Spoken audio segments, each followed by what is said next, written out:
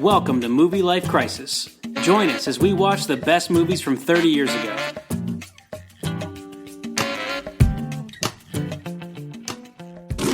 He's a loan shark. I'm the one telling you how it is. He's got no respect for us. He's the producer. So you make movies, huh? A major Hollywood player. Together, they're going to make a killing. Yesterday you were a loan shark. Yeah, but I was never that into it. John Travolta, Gene Hackman, Rene Russo, and Danny DeVito. Thought of a title yet? Get Shorty. All right, what's my motivation?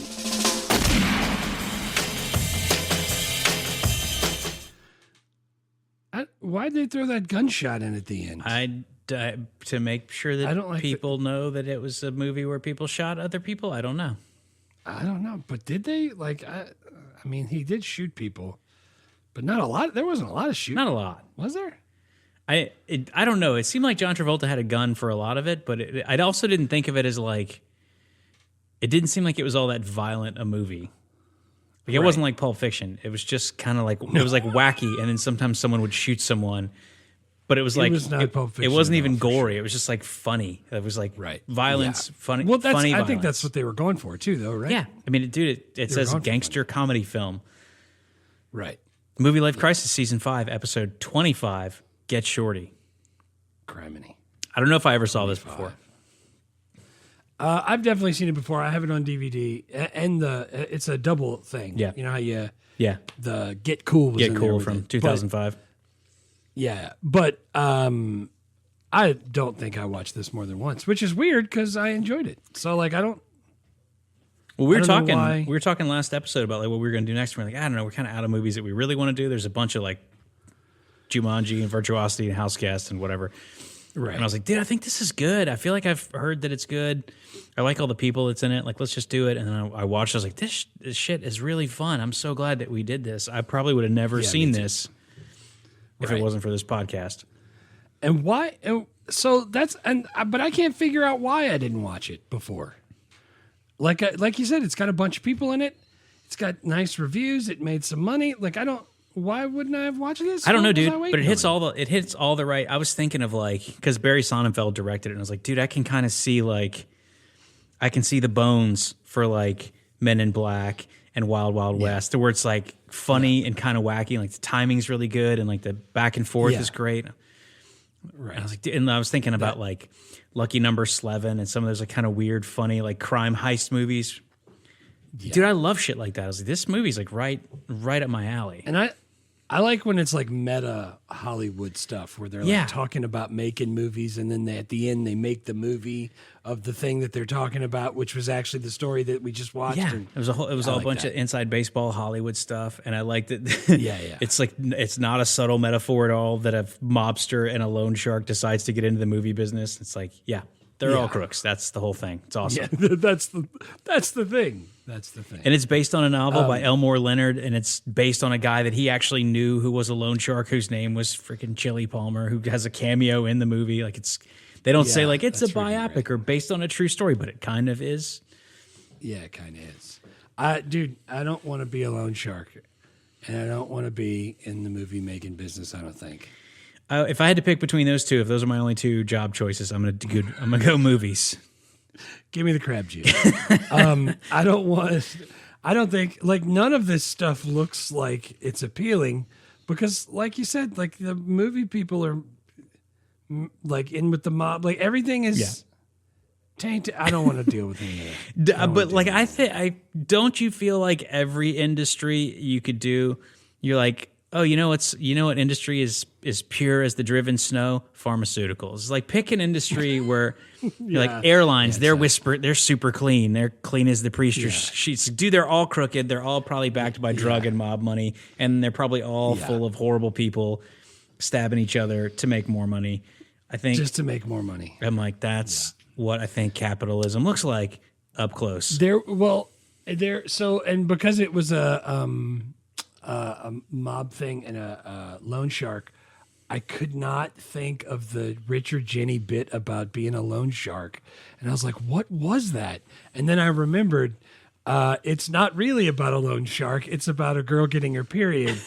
And the period is like a loan shark. And he's like, he walks up to the girl. He's like, hey, you have a baby this month.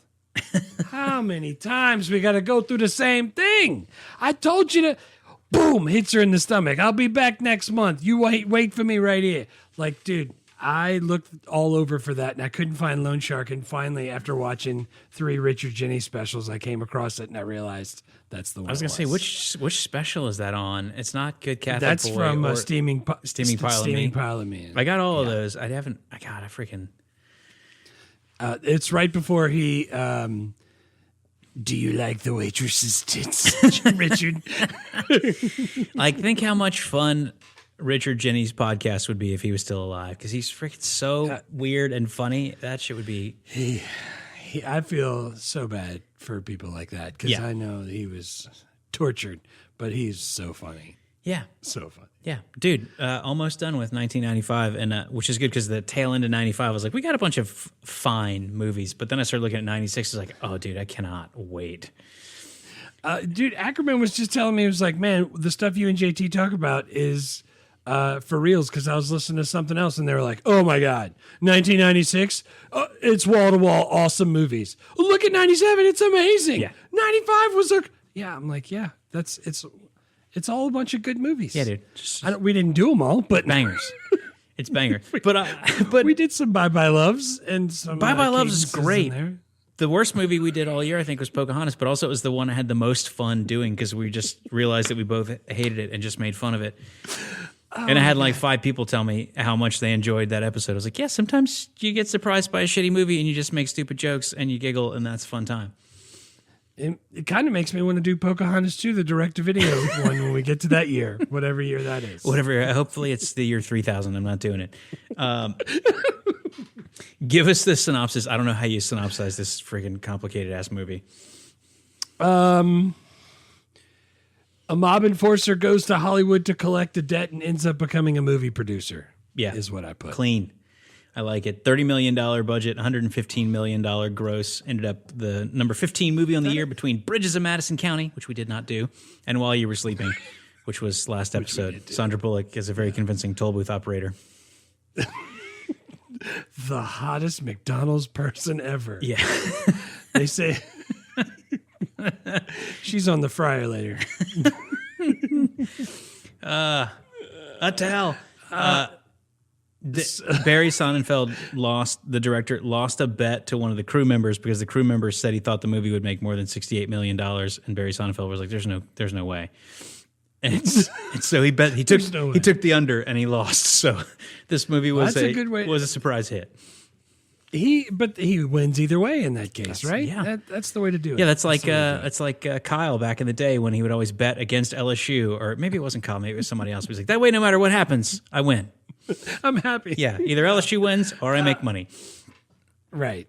Yeah, not a blockbuster, but it's really hard to find an adult targeted comedy crime hybrid. Yeah. That ensemble movie, and it spawned a franchise because there was a sequel and a television series. It was based on a book. Yeah. That's a lot of money. Yeah, $115 million for back then. Yeah, dude. I mean, almost 4x the budget on a pretty small movie. And I can't complain about that. From MGM, classic Lion intro. And I saw friggin' Travolta won a Golden Globe for this. That's incredible. Yeah, he got Best Actor for a comedy or musical. It got nominated for Best Picture. Got nominated for Best Screenplay. And it's one of the better of the Elmore Leonard adaptations. Yes, and Elmore Leonard, I think, said it's the best movie based off of one of his books. So yeah, and also I was gonna say he even likes it. I also agree with all those nominations. Like Travolta was incredible. This script was awesome. Like I'm glad this movie got some love. Yeah. He that dude's from New Orleans. Did you know that? I feel like I did know that because I was like, I think he's got a connection somewhere. Yeah, he's from New Orleans. He knows about gangsters and loan sharks and crime. Yeah, freaking. Do you know the what's his name? Wow, what's his name? Yeah, Owen Wilson. Owen Wilson, the one that he's in with Morgan Freeman, and they're all wearing Hawaiian shirts. Yeah, I think he wrote that book too. Whatever it's called, I can't. God, Big Bounce, maybe. Big Bounce. Charlie Sheen's in that. Yeah, based on a novel from Elmore Leonard. Good call. Yeah. I think after I saw that and found that, or after I figured that out, I tried to read it. I was going to say, I think I've read this one. I don't think I've read any of his other stuff. Yeah, that one's also got Lieutenant Dan, Morgan Freeman, Charlie Sheen, Lieutenant Dan. Oh, man. Dude, I saw Lieutenant Dan at the frickin' Grand Ole Opry when James Taylor was there, and his band is called Gary Sinise and the Lieutenant Dans. So if he can tour for 20 years with a band named Lieutenant Dans, I can for sure call him Lieutenant Dan. You can definitely call him whatever you want. I think if I saw him and I went to hug him wearing his American flag T-shirt and I called him Lieutenant Dan, he wouldn't be upset at all. No, he probably wouldn't. He leans into it. Yeah, as well he should. I don't remember ever having seen. I don't think I've seen even clips of this movie. None of it felt like I had ever seen it before at all. None of it was ringing a bell. No. Yeah, I don't know. I remember having it on DVD because I pulled it out to make sure, and it had the one with the double. Yeah, and it was opened. It wasn't in the shrink wrap. Yeah, it was open. I remember watching it. Like part of it was coming back to me. Yeah. But I didn't watch it all the time. Yeah. This is not one I quote all the time. Danny DeVito got heavy billing, and I felt like he wasn't in the movie that much. Yeah, no, they slice it right in front of you. Yeah. What are you going to do? Dude, he speaks for the trees. I'm never upset about Danny DeVito, but every trailer I looked at was like, Danny DeVito. I was like, he was in like 2 minutes of this movie. He had like 5 lines.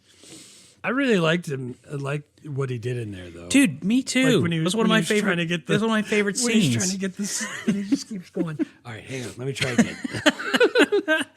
Yeah, he's great. Jerk. I love it. Yeah. How'd you rate this movie? 1 to 10, no 7s. No 7s. It's the no 7s that got me. This landed in a 7 for me, but I really did have fun. It was better than I remember. I like a nice Hollywood satire. Smart, funny, cool, whatever you want to call it. I gave it an 8. Say 8. Yeah, dude. This was an easy 8 for me. But See, because I enjoyed the whole thing, and it was like this is one of the few movies that we've done for the podcast, other than like my very favorite movies of all time, like Groundhog Day and League of Their Own and whatever, that I was like, right. I kind of don't want it to end because I really am having a lot of fun. Yeah. Usually I'm like, how much do we got left? Even great movies like Braveheart, I'm like, this shit is incredible. Wrap it up because I got to get to bed. But this is one where I was like, dude, I'm having fun. I don't want it to be over. Yeah. So it was an 8 all day. If you would like it to continue on in 2005, you could watch Be Cool, and it's not. It's not. It's not the same. No, not the same. But yeah, I just thought everyone was like, dude, it's freaking snap. Like the cast list, like John Travolta, Gene Hackman, Rene Russo, fantastic. Delroy Lindo, great. Yeah.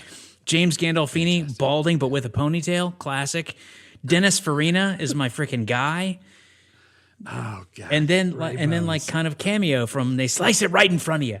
Like it was fantastic. But they also had a cameo. What was the chick's wife? Midler. Bette Midler. Bette Midler was in there. She showed up. Freaking Penny Marshall. Harvey Keitel was playing the thing, and Penny Marshall was the. That's great. A bunch of inside baseball movie stuff, like old 90s shots of LA where I lived for a couple of years. So yeah, I was absolutely delighted. Yeah, it really was good. So what's your first scene? Dude, I think my first scene is the one that we were talking about where John Travolta is Chili. He's the loan shark. He somehow ends up in Los Angeles and decides that he wants to get into the movie business. Which it turns out he doesn't think is all that different from loan sharking. And he meets Gene Hackman, who's like, Gene Hackman claims he's a big shot Hollywood producer, but really he like makes B movies where people scream a lot and like alien monsters attack. Right. And he's sleeping with Rene Russo, who's like the queen of the screen movies, who's used to be married to Danny DeVito, who's a huge star. And so like they're going to try to get Danny DeVito to do this movie. And John Travolta and Rene Russo go and pitch the movie to Danny DeVito. And that scene, they're in his living room and John Travolta's just like pitching Danny DeVito and Danny DeVito's completely buys in. And it's like, and even though no one knows who this guy Chili Palmer is and it's his ex-wife that's with him, Danny DeVito immediately decides he very much wants this part. And he's like asking him He'll do whatever he needs to.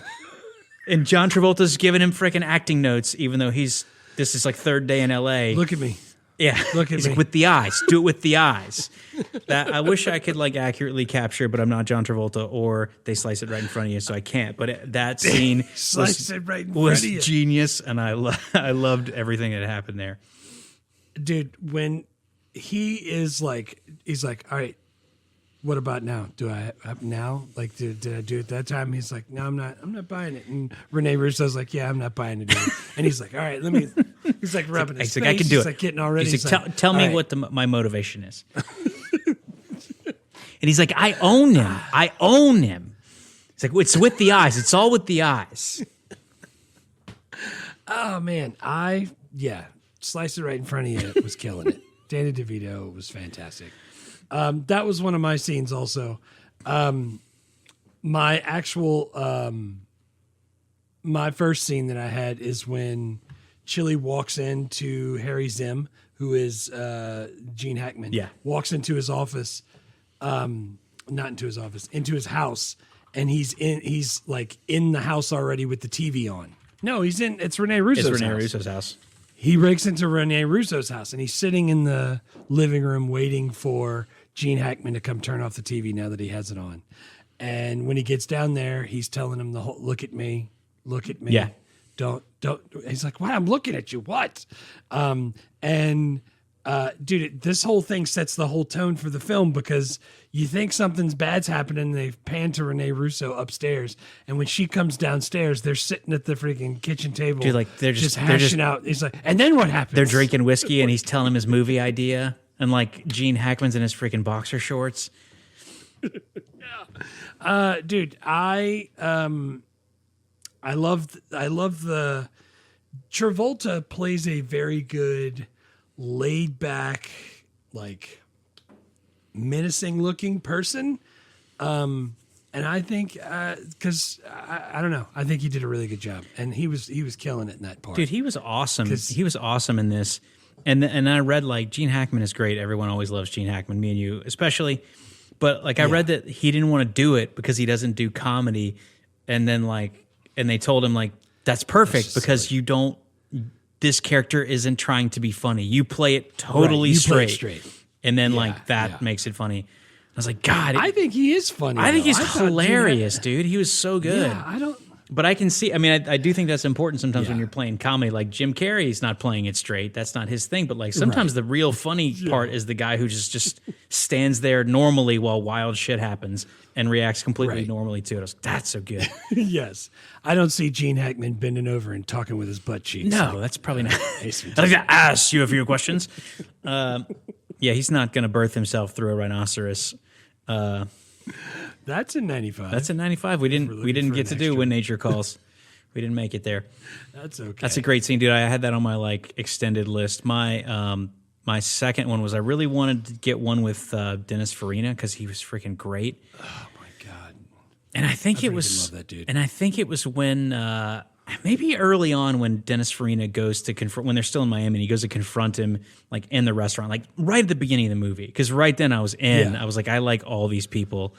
All of it, It like he got up in Chili's face, and then dude and then Chili just freaking rolls out, like just when they got into it at the restaurant. And I think was that when he stole his jacket? Was that the very beginning? I was kind of stole his coat from the coat room, and then he walks right in and punches him square in the nose. But I also loved that at the end of that kind of same scene that Travolta like gets into it with the restaurant people. He's like, "That's my leather coat."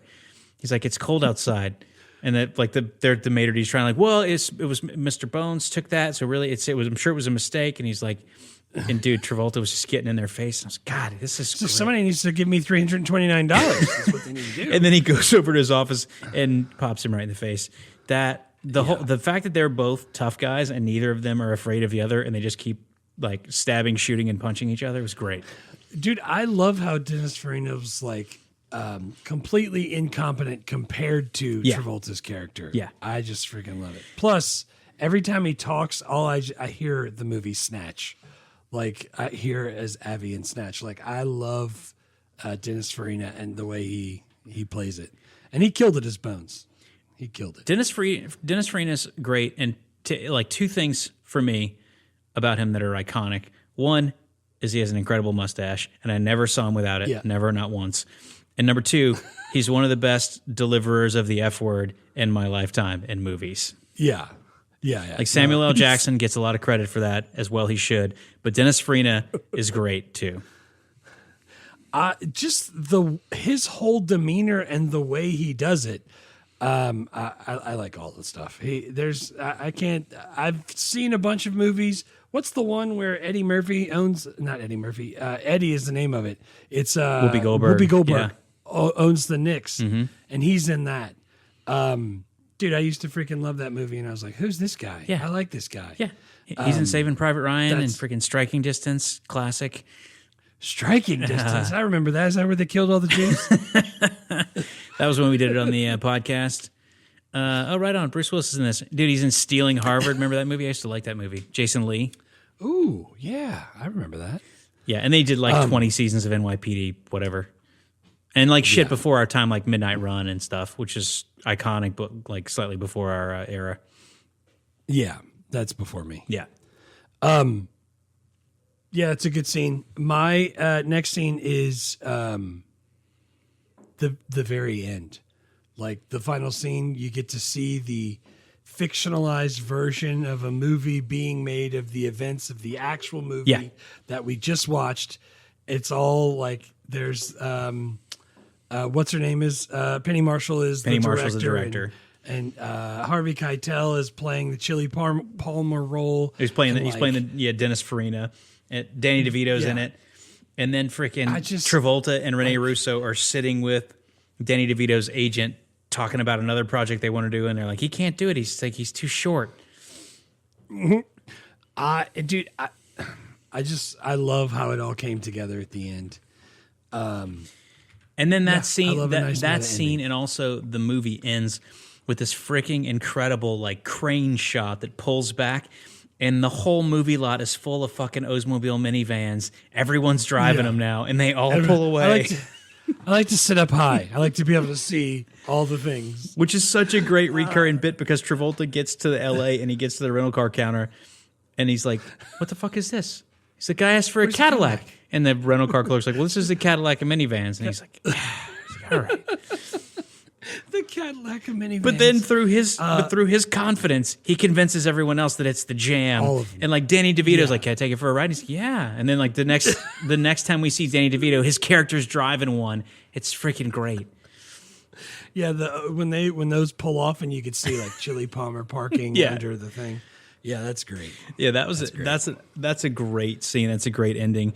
My third one is kind of in a similar vein. It's where they, Travolta, Rene Russo, go to meet Gene Hackman and Danny DeVito to pitch him. Danny DeVito in the movie is like one of the biggest movie stars. And Gene Hackman has just gotten the shit kicked out of him, and he's like in a full body cast, and he insists on going to the meeting with his jaws wired shut because he's like, it's my project. And DeVito rolls up in a freaking Oldsmobile minivan because he just drove Chili Palmer's, and now he's got to have one. And Rene Russo's like, just like, she's doing the whole thing where she's like, listen, like, there was some question about the menu. Danny DeVito's not there. And it's like, and Rene Russo's like, don't worry about the menu. Movie stars never order off the menu. Like, just forget about it. Yeah, it'll be completely off. And dude, and Danny DeVito rolls in late. He's like, just giving Rene Russo's like giving her a kiss and smelling her, like shaking Chili's hand, telling Gene Hackman he looks terrible. And then he every time he touches Gene Hackman too, Gene Hackman's like, oh. And he's like snaps at the waitress. He's like, yeah, can we get like a strawberry crepe? And it's some of those blended drinks that have the fruit. Like he just for everyone. He just does this. Doesn't wait for it and freaking Jesus. And then before the food even arrives, he's like, all right, I got to go. I'll see you guys later. He did the freaking 30 Rock. Had like a catfish po' boy and a diet Fanta. Oh, dude, that was a great scene because he just freaking cheeses it. And then he just reverses everything, gives her a kiss, shakes his hand, taps Gene Hackman on the back, and walks And then out. as he leaves, the waitress brings up his freaking off-menu random order of whatever the hell it was. It's like that shit cracked me up. I loved every moment of it. Yeah, that was a freaking fantastic scene. I should have picked that one. I like that one now that you say that. Dude, I did have an extra honorable mention when he finally when John Travolta shows that he's actually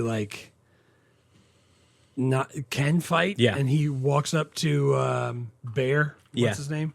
James Gandolfini. Tony Soprano. Yeah, and grabs him by the junk and throws him down the stairs. Yeah. Fantastic. I loved that scene. I also loved that John Travolta, Chili Palmer, is such a movie fan. In the movie, he throws Bear down the stairs, and as he's falling, he's like, "Ooh, that's a good fall," because the Delroy Lindo had told him he was a stuntman. He's like, "Ooh, he's good." Yeah. And then, because then the next time he sees James Gandolfini in the airport parking lot, he's supposed to beat his ass. He starts talking. He's like, "What kind of stuff you been working on?" He's like, "Tell me some stuff. What would I have seen you in?" He just starts to go through his credits. He's sitting next to a minivan, just leaning on it. Yeah, that was great. Delroy Lindo's awesome too. Delroy Lindo is fantastic. I like that guy. He's great. I like that guy. Yeah, I need to get into some more of that. Yeah, he's still around, right? He's not dead. Let's see. He's 73. Good Lord. Dude, Good Lord. He's from London? I never knew that. Huh. Yeah. Oh, dude, he was in didn't either. Sinners. How did I not catch that? Yeah. That's what I'm saying. I like him. I need to get into some more of him.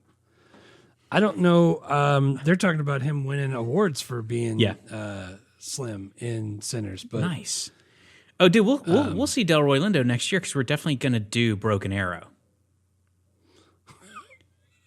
That's another one where Travolta just plays just a smooth dude. I don't He's know. also I like he's the also way in doing. Ransom in '96, which I feel like we're probably going to do. Ransom is Mel Gibson. Yeah, we're definitely doing that. Also, I love that movie. I'm saying, and also he's in Feeling Minnesota in '96, which is that rom-com with Cameron Diaz and Vincent and Keanu Reeves. Yeah, Keanu Reeves. Yeah, I remember that. Delroy Lindo's busy in '96, but I mainly think of him from Gone in 60 Seconds because I've seen that movie a million times, and he was the detective. Yeah. When is that? 2000. That's not until 2000. We got a minute. Criminy. Yeah. Yeah, we might make it there. But yeah, dude, he's big. Well, he's freaking awesome. Let's do quotes. What's your first quote? Rough business, this movie business. I'm gonna have to go back to Loan Shark and have a rest. I like how he's trying to do both. I like how he thinks it's going to be easy to just switch over because it's the same. And how he is always joking. He's like, I'm going to go back to doing the hard thing that everybody thinks is hard just so I can get a rest. I love that. So I threw that one as my first one. Yeah, dude, I don't know how much I can't remember how much this was in the original book because it's been a long time since I read it, but I feel like Elmore Leonard is writes stuff like this. But I thought the iconic one was the Chili Palmer, "Look at me," because he says it every 5 minutes throughout the movie. Yeah. He's like, "Look at me." Yeah.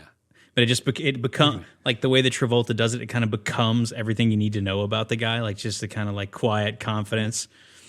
And apparently, that is something that Quentin Tarantino said to John Travolta on Pulp Fiction set, and he was saying, "Look at me." So John Travolta threw that out there and said, "I'm gonna say it like this. Is that all right?"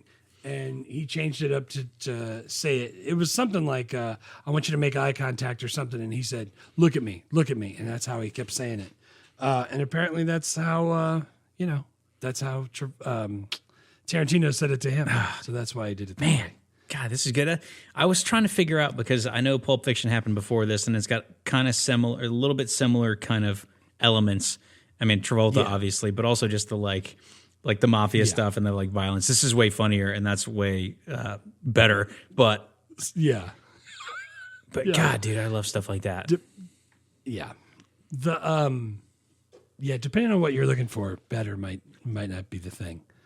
Yeah, I could probably watch this with Jake. Yeah. I don't know that I could watch Pulp Fiction with Jake yet. Pulp Fiction is a better movie. It's more important that Jake know about Pulp Fiction if you're just only going to do a few from 95. But this is really fun. I agree. If he's 12, you probably could watch this. Only a few from 95. Why would I do such a thing? I can't imagine. You probably don't need to do all 25. You probably could skip Pocahontas, but... we'll hit 2 later on. Catch that. My next quote was from Gene Hackman. It's not lying. It's being flexible about the truth. He's just this like sleazy freaking like scary movie producer guy, and God, dude, he's so slimy. He's so good. His voice too, though, like I can hear his voice and pick it out right away. Like there's a lot of people I can do that with, but his for sure. And Slice It Right in front of you. If either of those guys want to read any of the books that I'm reading, I would gladly listen to them read an audiobook. Like I love books. Dude, do you think it's like an uncommon skill to be able to pick out someone's voice? Because every time we see an animated movie, my wife's always like, "Who's that?" I'm like, "That's Owen Wilson." She's like, "Who's that?" I'm like, "That's Amy Poehler." She's like, "Who's that?" I'm like, "That's." She never knows who anyone is, and I'm like, I don't think I have like a special talent for that. I see. I didn't think I did either, but every once in a while, like it'll be a voiceover for a Honda commercial, and I'm like, "Who's that?" And Jake's like, "I don't know. I can hear it." I'm like, "It's John Cena." It is. I was like, "Yeah." He's like, "How'd you get that?" I was like, "I don't know. You could tell his voice." Yeah. He's like, "That's weird." So yeah, that's got to be. It's not just us. No. We don't have that superpower. No. I'm sure there's probably anyone who's nerdy enough to listen to this podcast is like, everyone can do that. But then you talk to normal people and they're like, I can't. My problem is I'm so old that I can't remember the people's names. So I'm always like, that one guy who's in the thing with the Marge, stuff. you know what I'm talking about. He's got he drove that blue car. And that's my problem. Yeah, sometimes that happens too. But especially the more that I watch animated movies now that my kid is older, I'm starting to go like he watches this Amazon show where it's like about a trash truck and an excavator, and they have all these different truck friends, and all of the truck friends are voiced by like the fire truck comes up, and I was like, that's Whoopi Goldberg, and then the crane truck comes up, and I was like, dude, that's Rex from Toy Story, that's Wallace Shawn, yeah, and like my wife's like looking at me like I'm autistic. I'm like, these are very recognizable voices. And I'm like, those two people have very recognizable voices as far as I'm concerned. Yeah. Oh man. But dude, God, Gene Hackman's so. And every time we talk about Gene Hackman, I just go back and look at his. Like, dude, he won an Oscar in like 1971, but he was still doing amazing movies like 40 years later. Like, you look at his filmography, and you're like, this doesn't seem possible. Like, Poseidon Adventure, Hoosiers, The Firm, Wyatt Earp, Crimson Tide, Quick and the Dead, Get Shorty, like Ants, Enemy of the State, Royal Tenenbaums. Enemy of the State was fantastic. Yeah, he's great for 50 years. Like, Academy Award nominated in the 70s, and I think he was nominated 70s, 80s, and 90s, and like won I think twice. Like I think 30 years apart, something like that. That's because awesome. he won for 92 and Unforgiven, and he was nominated in 67, nominated in 70, won in 71. He was nominated in like 4 decades and won twice, like 25 years apart. Killing it. Yeah, that's ridiculous. He's great. I'm so glad he did this. He's got that cold ass goatee, and he's a perfect slimy B-movie producer. Yeah. What's your next quote? In his robe, T-shirt, and boxers for a bunch of it. The next one I have is when Chili is explaining his quote real job. Yeah. To Rene Russo, and it's just deadpan, and he's like, "I'm not a gangster. I'm a loan shark." I like that there's a little crowbar separation, little caveat there. Keep it separate. It's not the same. I like that. So my second one's from Chili also. That's a good one. My third one, I definitely want to do Dennis Farina, Ray Bones, and I was just trying to look through his list of quotes because I had a bunch of them. And I couldn't. I loved when he just beat the crap out of Gene Hackman and put him in the hospital. Yeah. Because that one, he was like, "I'm going to break your fucking legs, Harry." I was like, that was a great one. Yeah. But then the other one is like an iconic Dennis Farina quote. Like everyone who knows Dennis Farina could picture him saying this. "Don't you point your fucking finger at me." Like I could just, I could always see and hear him saying that. See, to me, I picture him just being exasperated with the whole situation constantly. And he gets in the cab and he sits down and he just goes, "The fucking airport." Like he just like. But dude, not only that, before he gets in the cab, he walks up to the cab and he's standing like at the front mirror and he fucking starts snapping at the cab to make the guy pull up 4 feet so he doesn't have to shift over to get into the back. Yeah. Like stuff like that is like so perfect. Oh, that was so awesome. And then he goes, the fucking airport. shoes. He's got a little bit of Pete Ginobili, not the violence, but just the like angry and exasperated all the time that I always think is funny. I love the angry old Italian guy. He's just had enough. I also like when he goes and shows up and talks to who's the lady whose husband took the money and went to Los Angeles. Oh yeah, or went to Leo's wife. Leo. What was her name? Faye. Faye? And he just freaking smacks her in the face. Have you talked? No, he's like, have you talked to Mr. Palmer since your husband blew up or something like that? Yeah. His Dennis Farina style is fantastic. Yeah, dude. He's the best. If you guys don't know who he is, look him up. That's fantastic. He's the perfect kind of person that before we started doing this podcast, I wouldn't have known his name, but I would have been like, yeah, dude, that guy, obviously. Yeah. Dude, what about when he's reading the magazine on the toilet and the phone starts ringing? And he just says the F word like 23 times in a row. As he's pulling his pants up to answer the phone. Oh, man. And it ends up being Gene Hackman trying to act cool and try to talk noise. It's just great. regurgitating Chili Palmer lines to try to be hard. Yeah. Also, shout out old tech magazines on the toilet because now we have technology. Yeah. Yeah. Magazines on the toilet's old school. We were never magazines in the toilet. We were all in the toilet, near the toilet. We were always just, read whatever you got there. Shampoo bottles. I know all there is to know about toxic shock syndrome because I can read about the little unfoldable piece of paper that's in the tampon box. I like how sometimes you would go to somebody's house back in the day and they'd have like a crossword puzzle book on the back of the toilet. You're like, dude, I think you got a problem. Crossword puzzles take a minute. What I do is I take and turn around so I can use the back of the toilet as a desk. Now some of you are thinking, does he have to take his pants all the way off? Use it as a writing surface. Yeah, dude, I remember when I was younger, when I was a kid, I would have like those little like Garfield books with Garfield cartoons. Those are great toilet books because it took no time to read them. Right. It didn't matter if they got pee on them. I like those because they were like the size of a half a piece of paper. Yeah. Like when you opened them. Yeah, those, and they were numbered. It was great. I like that because I could keep them numbered on my shelf. Yeah, and I picked one of those up not too long ago and tried to read them. And I was like, why did I think this was funny when I was a kid? I must have been an idiot. You know what still is though, and I was showing it to Cece is the Far Side is and still Calvin hilarious. Hobbes. Calvin Hobbes is great. Both of those are still good. Yeah, still good.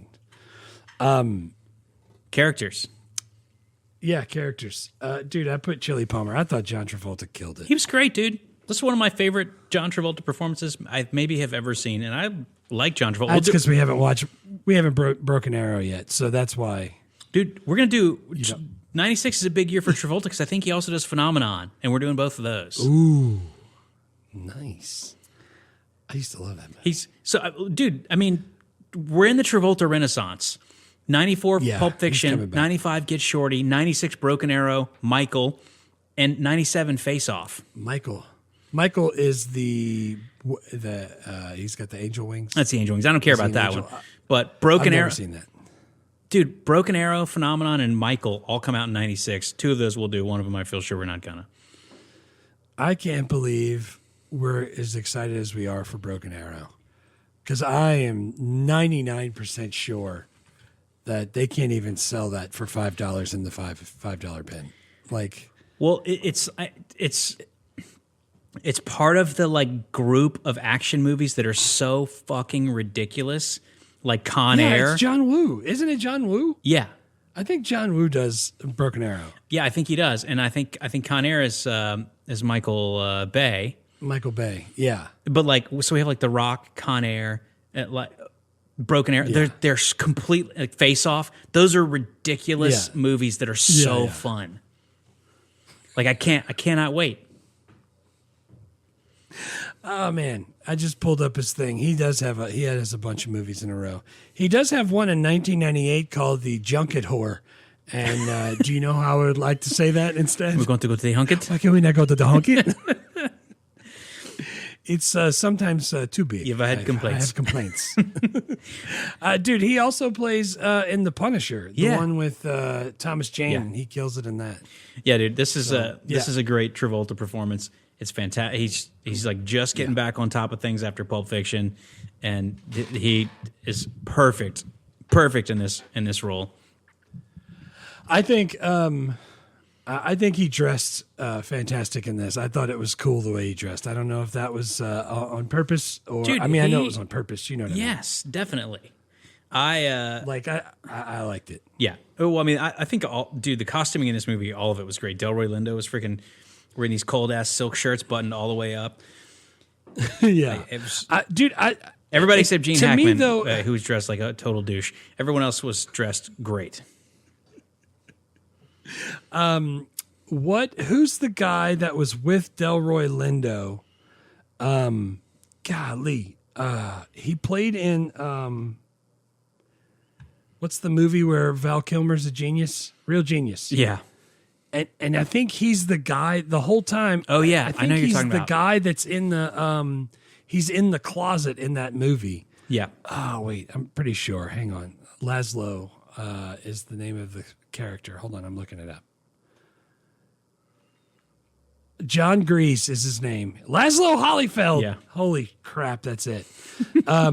Dude, he was so good as Ronnie. He just gets shot in the chest. But he was awesome. Well, I mean, after like Travolta was a like no-brainer for me, but after this, there's a lot of really great performances for only 2 slots, and I was having a lot of trouble. Who's your next top character? Dude, my next one is Dennis Farina. If I don't put freaking Ray Bones in there, I was going to be super upset about it. I know, dude. I can't. I could not do it. He's so freaking funny. The whole time, again, the one where he is trying to read the magazine on the toilet.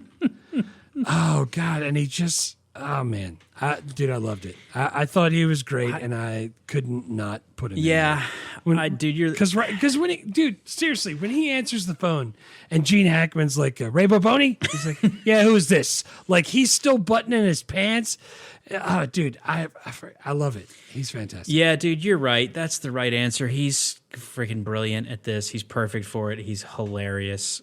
He's got great clothes, too. And he says the F word better than anybody that isn't Samuel L. Jackson.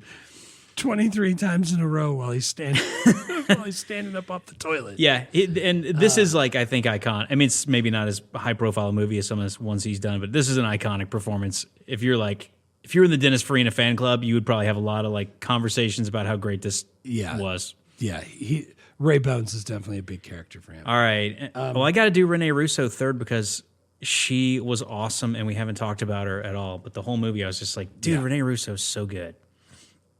She is a really good actress and is super cute in this. You know how old she is now? I don't know. 71. What? We are so old. Super old. 71? We're going to see her next year. Yeah. She's in Ransom too, isn't she? Oh yeah. Dude, I mean, we're in the era of Rene Russo. We did Major League 2. I remember in that. Uh-huh. Did we do Major League 2? We did Major League 2. We also did Lethal Weapon 3, and we did Outbreak. Oh yeah. Yeah. So yeah. So she's gotten her just due on this podcast, but she was awesome in this movie. She's super cute. She's hilarious. She's she's a perfect foil to Travolta. She's like goes along with him, like scamming Gene Hackman and her ex-husband. They slice it right in front of you, dude. And I don't know. Like, her character didn't have as much to do as some of the other ones that I really love, but I just thought her performance was rock solid. She was great. Do you have her filmography pulled up? Because I want to know the movie she does with Tim the Toolman Taylor. It's in the early 2000s, and it's got Stanley Tucci, where he's like, I need a nuclear weapon. Oh, no, nuclear weapon. Very hard to get. Big Trouble.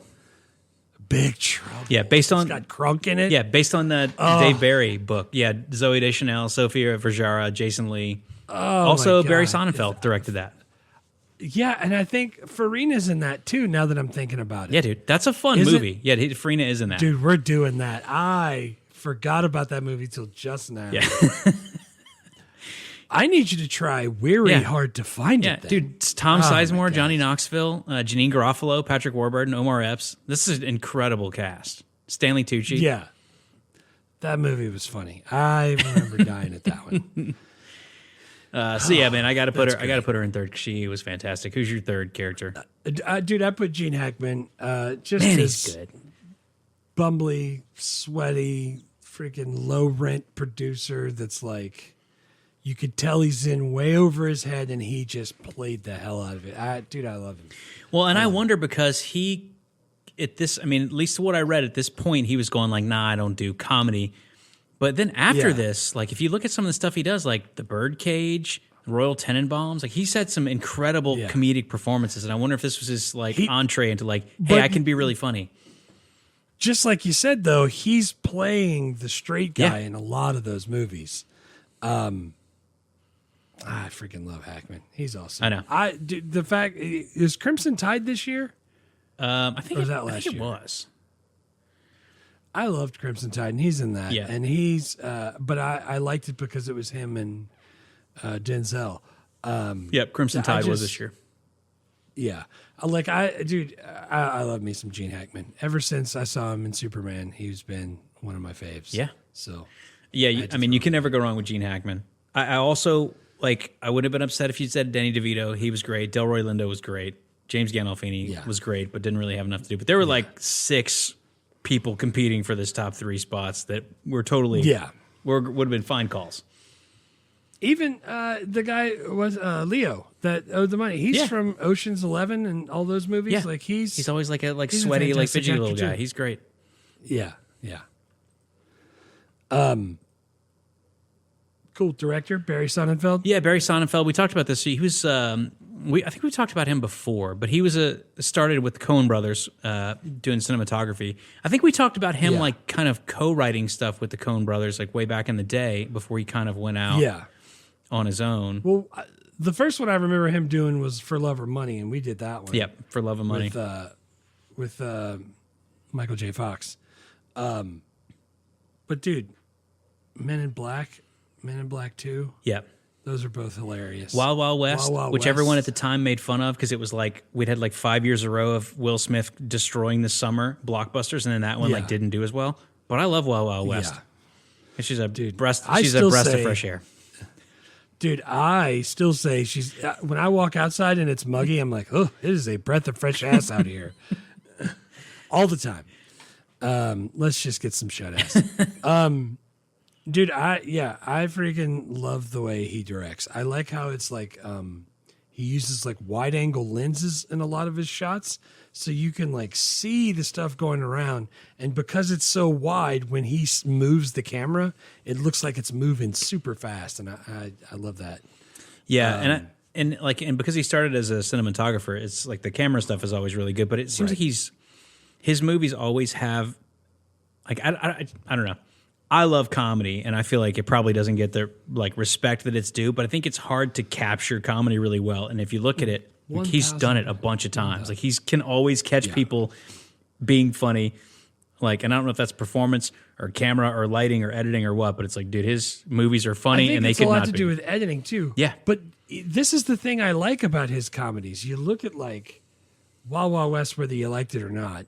Like, it looked good. Oh, it looked colorful and sharp and slick, just like this movie, and just like Men in Black did. Like, he's really good at, like you said, it's because he started with being like director of photography and all that stuff. But like, dude, I thought he was cinematographer on. I wrote it down. Hang on, I'll find it. Oh, Harry Met Sally. Yeah. We did that. Yeah, one. with Rob And he was with the Rob Reiner cinematographer on that. So like he knows how to get comedy, and he makes the comedy look like an actual movie. Yeah. Because you can make comedy not look good. Look at Van Wilder. I just saw that the other day. Yeah. Like, it came up on Shuffle and Plex, and I started watching it, and I was like, it's funny. Don't get me wrong, but it is what it is, and it's not. It doesn't look slick and colorful and sharp and punchy. I like that movie, and I haven't seen it in a long time, but I used to think it was hilarious. But if you asked me now, I think I would say it's Ryan Reynolds that is hilarious. It's nothing about the movie that was necessarily hilarious, other than that he's funny and he was in every scene. Yeah. But yeah, man, I totally get that. The screenwriter, Scott Frank, dude. Yeah. Also very good. Like Academy Award nominations for Best Adapted Screenplay for Out of Sight in '98, George Clooney. That's the same dude's book. Elmore Leonard, George Clooney, J-Lo. And that's a Soderbergh movie, that one's really good. Nice. And then also for Logan in 2017, which is freaking the jam. Ooh. And he wrote and directed Queen's Gambit on Netflix, which I loved. That shit was awesome. I haven't watched that. Oh, dude, really good.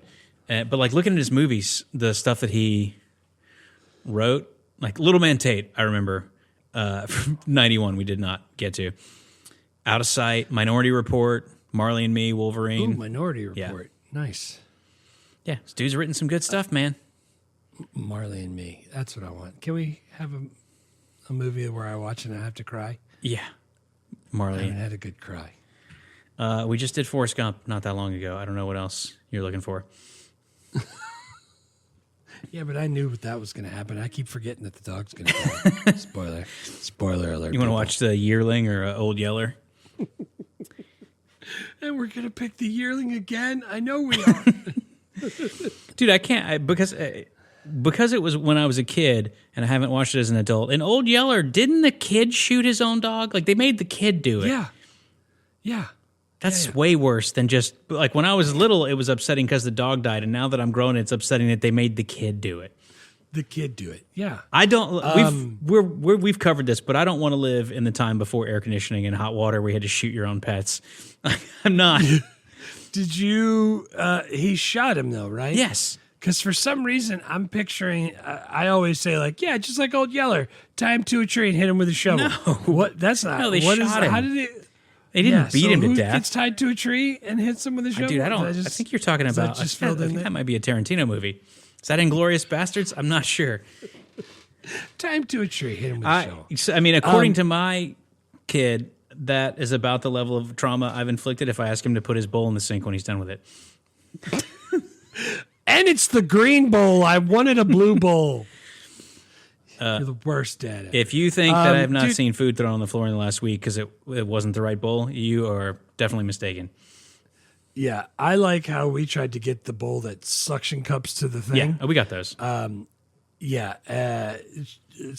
pulled it so hard that she just ripped the top panel off of the freaking high chair when she was a baby. She did like the Captain America where he grabs the log and just splits it with his bare hands.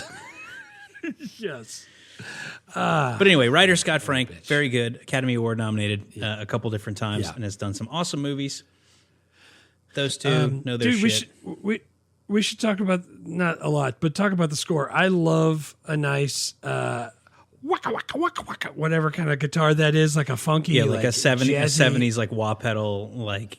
Yeah, I like that sound, and they did that a lot. Well, there was some stuff laid back. I think there was some. I don't know if it like won anything, but there were. Oh yeah, soundtrack nominated for a Grammy. Best instrumental composition written for motion picture or television. And it says like acid and soul jazz themed soundtrack, and it was super like Booker T. It was super weird, but it was actually very cool. Well, the guy who did it, his name is John Lurie. He was raised in New Orleans also. Nice. He is also as old as I am. He's born in 78. So like, he hit it perfect in all of the things for me. I was like, I got to look this guy up because I like this music in the background. Yeah. No, born in 1952, started releasing music in 78. 52. It's 78. That's what it was. Yeah. Oh, dude. 78. Yeah, Lounge My Lizards. notes are wrong. Yeah. I put that wrong in my notes. That's on me. And I was like, cool, he's born in 78. He's as old as I am, and he's killing it. Now that I think about that, he would be having... He would have been like 16 scoring this movie. Yeah, that's not right. Ah, man. That's when you try to go too fast with your notes. But yeah, dude, I like the score. I went back and listened to it while I was typing up some of my notes. The score was definitely cool as hell because it's one of those things where it's like it was kind of perfect for the like vibe of the movie, but also not what you would normally hear. I mean, it wasn't like Speed and Bad Boys, Mark Mancina, dun dun dun dun dun dun dun dun dun. That's perfect for that movie, but this was totally different and weird and perfect for this movie. Yes. Any other good? I saw they offered a bunch of these parts to a bunch of different people, but honestly, like they nailed all of them. Like Warren Beatty, Dustin Hoffman, Michael Keaton all turned down Chili Palmer. Good. Samuel L. was considered for Delroy Lindo's role. Steve Buscemi and Matthew McConaughey were offered some different parts. But dude, this is such good casting. Yeah, this is the way. Yeah, this is the way to do it. What'd you have for the worst? This is what I put for the worst. And I don't think it's bad, per se. But the whole plot with the airport locker. Yeah. And, like, if you weren't paying attention, if you got up to go refill your drink. Oh, yeah. And came back, all of a sudden you're like, what the hell's going on again? Who's got the what now with the thing? And, like, if you literally miss any of the scenes that talk about that, you don't know what the other scenes are talking about. It felt a little convoluted, that's all. Yeah. And you'd have to pay a little close attention for the type of movie it was. But, I could follow it fine, and I liked it. I liked it fine.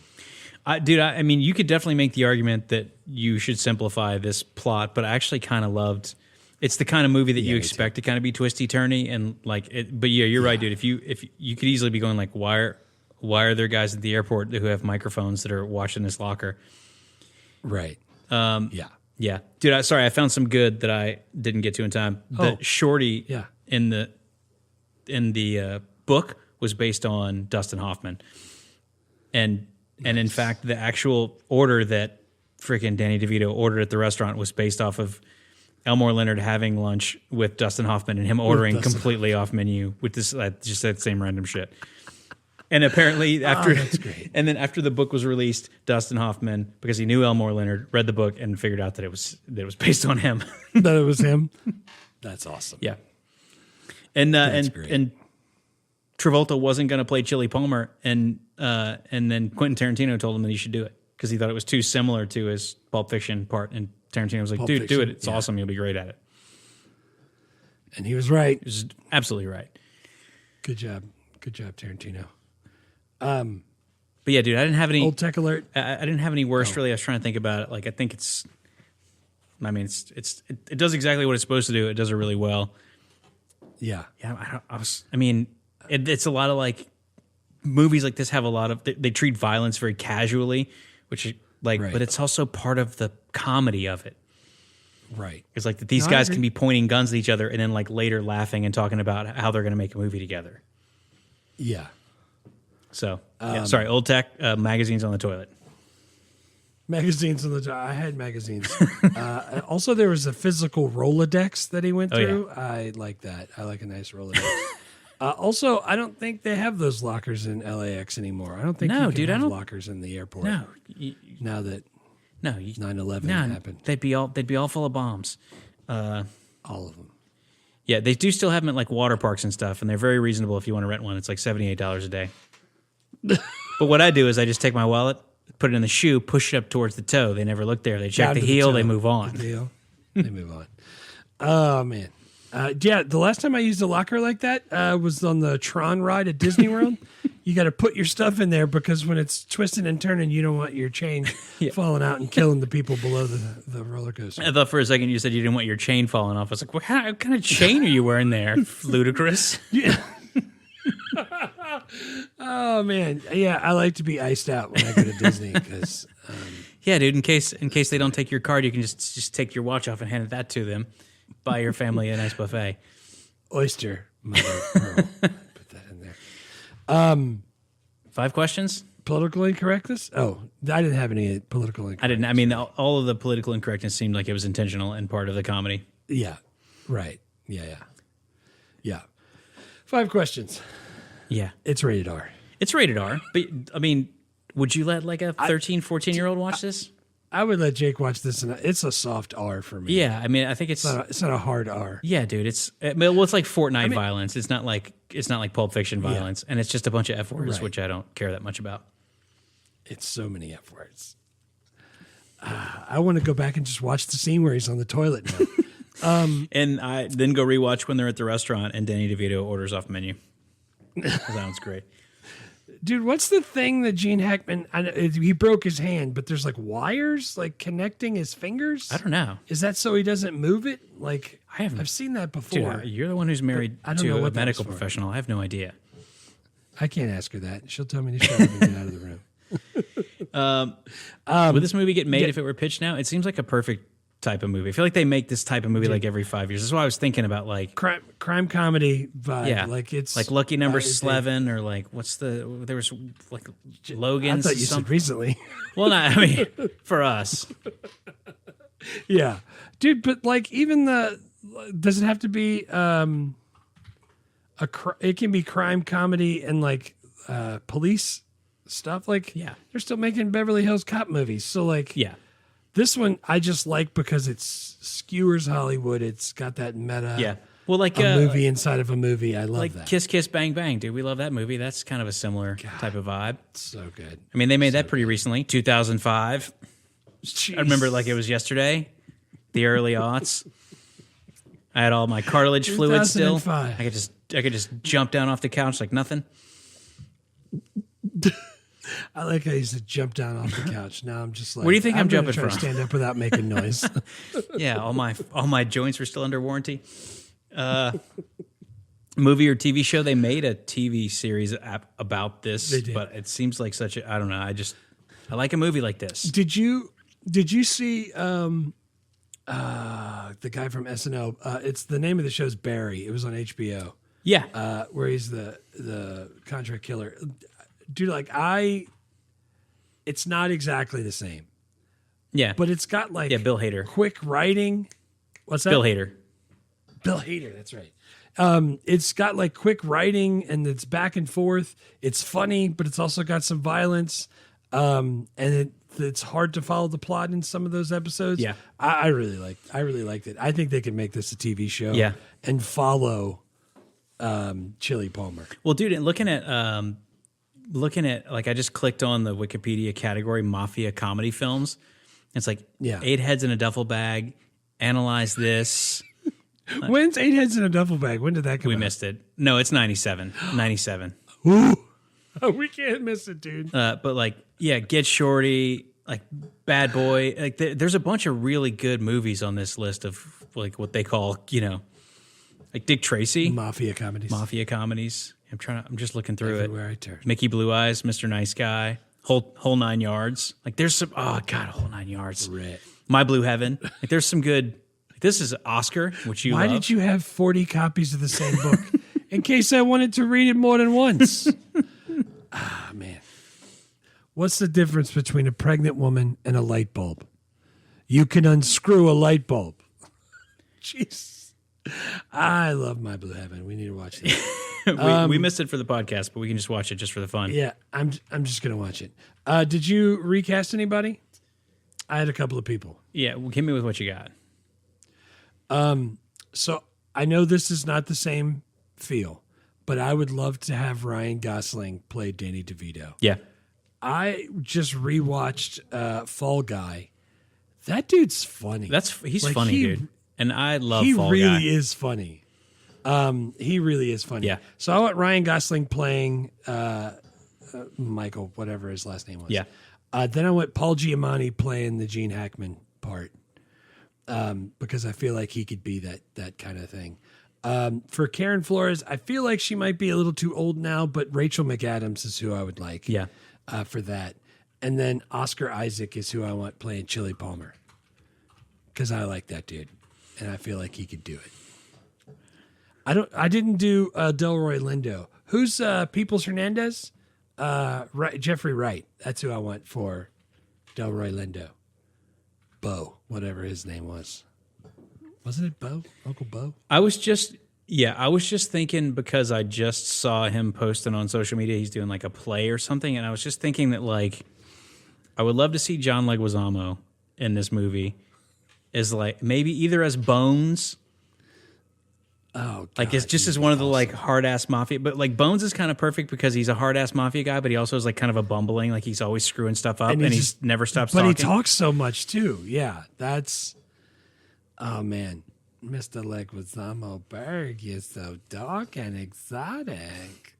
Oh God, John Leguizamo. Now I need to go watch his one-man show. He's great, dude. Oh, it burns. It's in my eyes. It burns because you're wicked. Not on the lips.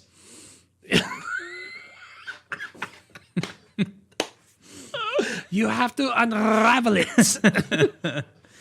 Yeah. All right, man. criminy. Dude, I can't even remember. I watched this like 2 weeks ago. I don't even remember where I watched it. You watched it on MGM Plus. You don't have that, do you? No, I never even heard of that. HBO Max. HBO Max is where it was? Yeah.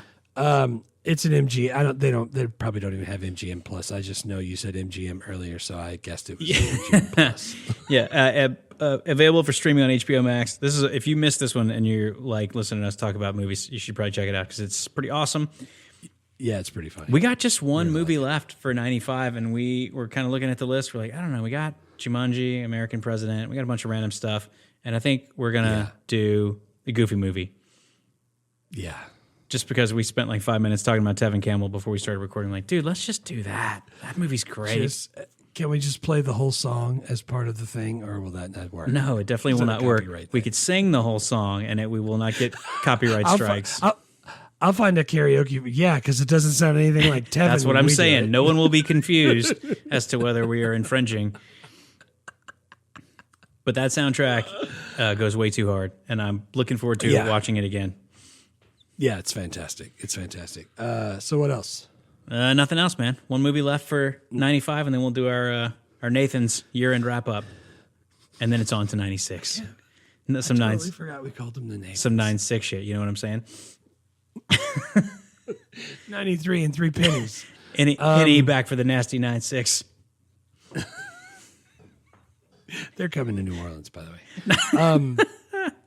With Boyz II Men and Tony Braxton. Nick's trying to get me to go. That's awesome. If they would all agree to do 3 songs, I would go. No, I mean, New Edition and Boyz II Men can do as many songs as they want. Tony Braxton 3, and then I want her to wrap it up. I don't want the deep cuts. Wrap it up and don't come back out when they're singing either. It's like, oh, Keith Sweat, he got the greatest hits album. I was like, is it just Nobody and then the Nobody radio version? What does he have on there? And then Twisted, and then that's it? And then Twisted? What do you mean album? Greatest hits album. What's he thinking? I don't know if you know this, but I heard him sing recently live on YouTube, and he is still completely stopped up. It's just like, I want to be like he is. He's nasally, man. Sudafed. And yeah, he is. But respect to Keith Sweat out there doing it. Keith. Yeah, Keith. Keith with an F. All right. Thank you guys for listening. We'll see you in the next one. Bye, con Dios. Yeah. Bye, con Dios. Thanks for listening to Movie Life Crisis. Please subscribe, rate, and review, and remember, don't drive angry.